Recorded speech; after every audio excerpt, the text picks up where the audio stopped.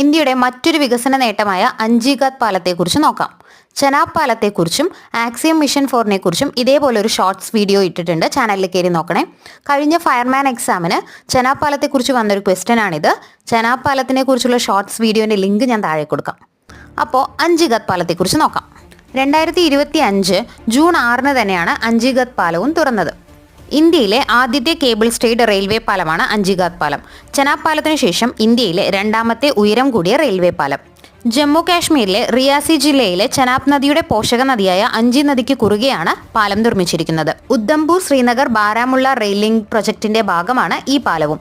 ഇത് കത്ര റിയാസി ടൗൺസിനെയാണ് ബന്ധിപ്പിക്കുന്നത്. 193 മീറ്റർ ഉയരമുള്ള ഒരു സിംഗിൾ സെന്റേർഡ് പൈലോണിൽ 96 കേബിൾസ് ഉറപ്പിച്ചിരിക്കുന്ന ഒരു അസിമെട്രിക്കൽ കേബിൾ സ്റ്റേഡ് പാലമാണിത്. 725.5 മീറ്റർ നീളവും നദീതടത്തിൽ നിന്നും 331 മീറ്റർ ഉയരവുമാണ് ഈ പാലത്തിനുള്ളത്.